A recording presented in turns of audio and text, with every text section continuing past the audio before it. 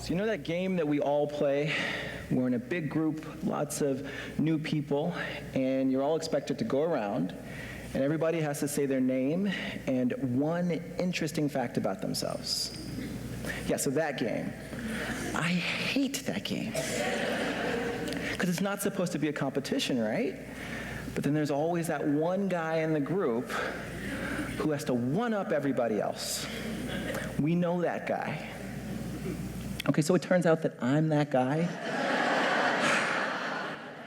But I don't mean to be that guy. It just kind of, sort of, always works out that way. I'll show you what I mean. So a couple of years ago, I graduated from medical school from right here in St. Louis. Thanks. And before starting residency, I got a research opportunity at Harvard.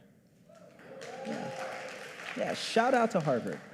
And I moved to Boston. I got to meet the whole team all at once for the first time, and they wanted to play that game.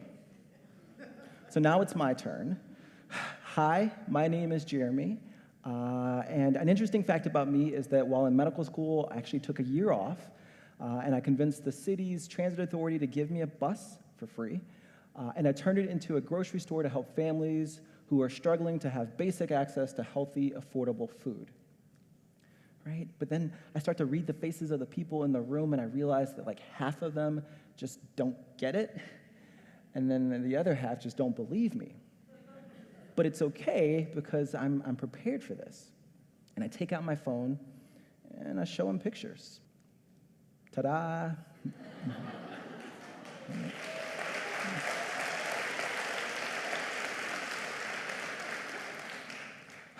But at this point, I'm feeling really bad for Carl.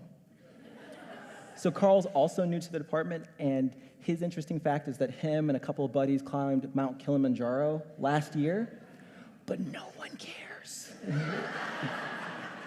Because they're all still passing around the phone because this person hasn't seen the pictures yet. So okay, it does feel really good sometimes to be that guy. But I need you to understand how, and most importantly, why I had to become that guy. I was born and raised in Houston, Texas, the youngest of 3 kids, and growing up, my brother was a slob. Okay, so that's harsh, because I know he's going to watch this back later and give me a hard time at Christmas. So let me try this. He found it challenging to clean up after himself. Yeah, that's better somehow, right? And my parents were very strict about keeping the house clean, especially my mom. In our house, it didn't matter that your brother made that mess. It didn't matter that it's not your fault. You see something out of place, it's your responsibility to fix it. Now, as a kid, I did not appreciate learning that lesson. But as an adult, as I reflect back on it, I realized that there was something profound in that lesson. And it's stayed with me all this time. It's informed so much about how I see my role in the world today. It's a big part of why I want to be a doctor in the first place. People have problems, and you get to fix them. So I was really excited when it came time to interview for medical schools. But then I got really nervous when I got an interview offer at St. Louis.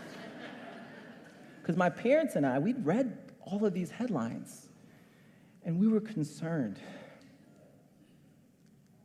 But when I think about it, the real reason that I came here to St. Louis for medical school is because I felt challenged to. Thinking back, my interview was with one of the medical school's deans, and I remember the very last question that he asked me was, Jeremy, what kind of doctor do you want to be? And I told him that I want to be a pediatric plastic surgeon. I want to work with kids who are born with all kinds of disfiguring conditions, like cleft lips and cleft palates, because I think that there's something beautiful, something poetic even, about restoring a child's smile.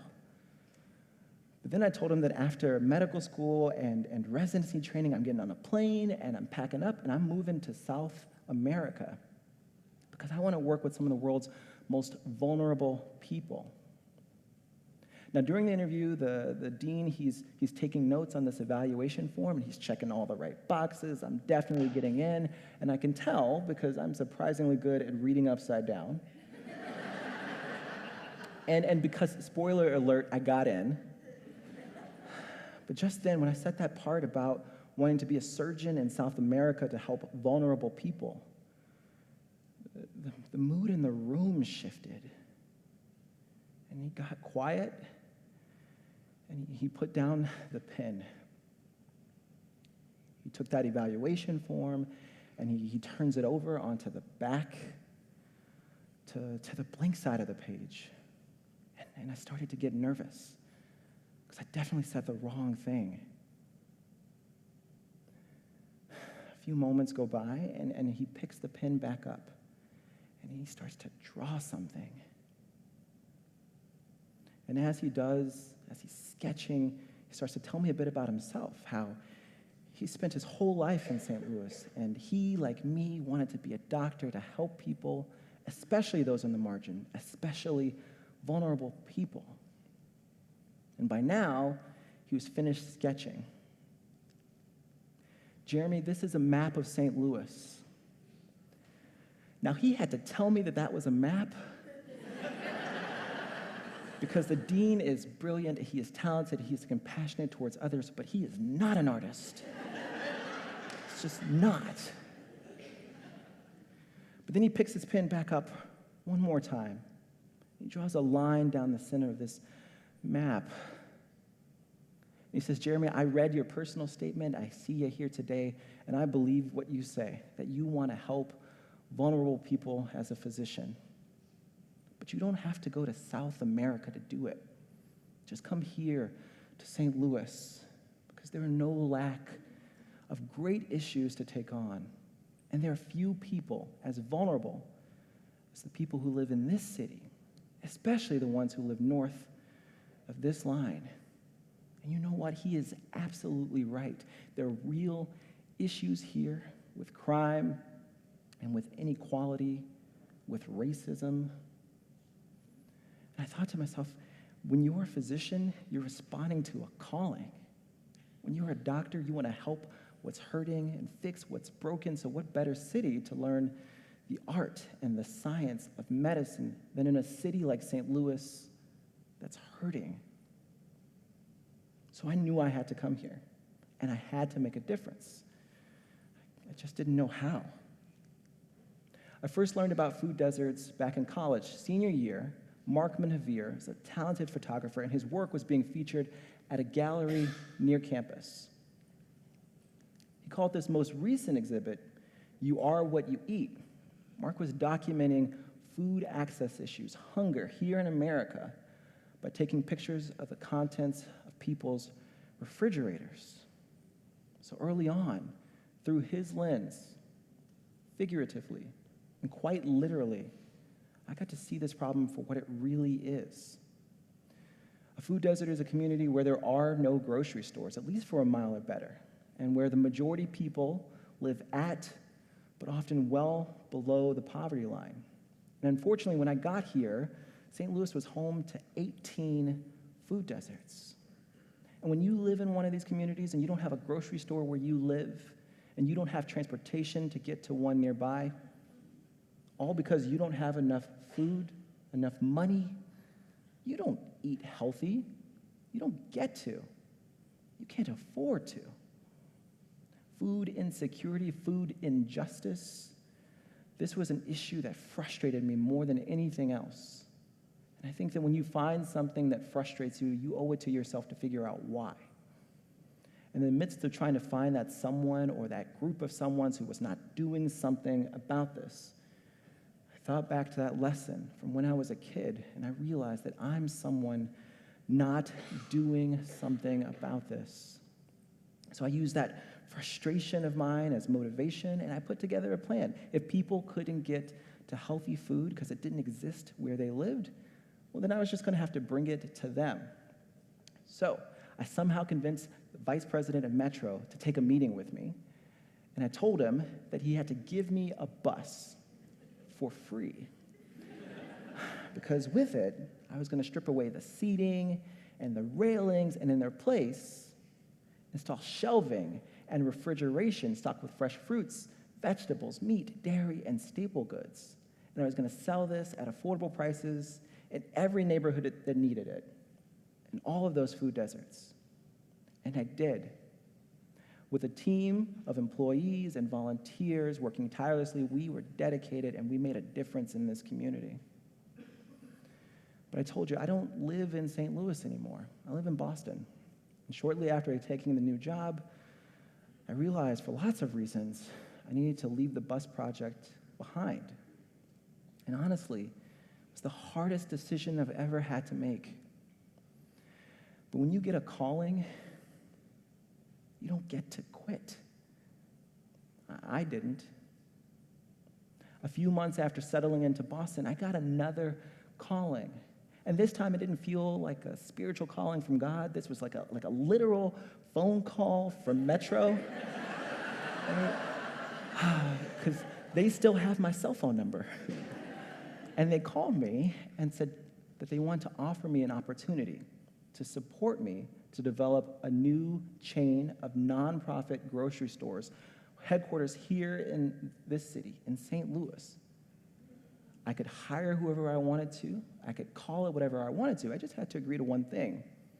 I had to commit to selling healthy food at affordable prices. I'm like, yeah, I can do that. I've already done it. So I did.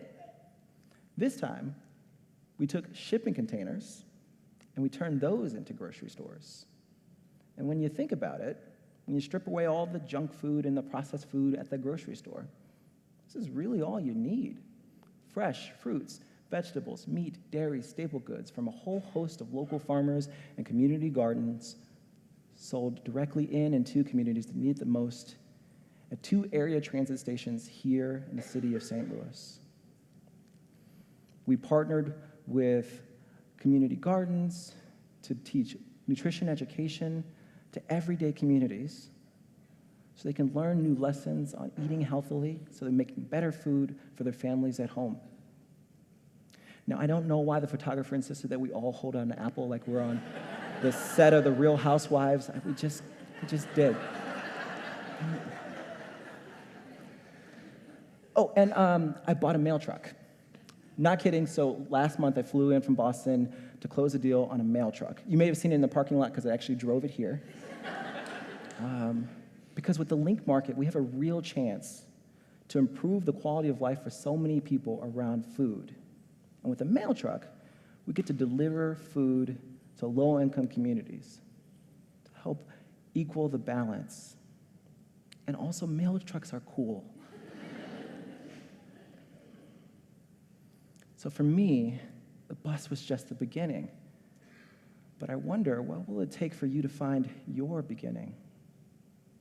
Like me, many of you are not from St. Louis. You're from some other city, some other state, maybe. But you're here now. And there's a word for that. Transplant. We're all transplants. Now, I'm being taught to think like a surgeon. And in surgery, when you transplant something, it means that you're taking something that's living and viable out of its own environment, and you're putting it into a new environment because you want it to fix what's broken, heal what's hurting. You're here now, and you see these problems, like hunger, like homelessness, like inequality, like racism. It's your responsibility to do something about it, to use your time and your talent and your treasure to make a difference for another person. So what are you waiting for? Please, get to work. Thank you.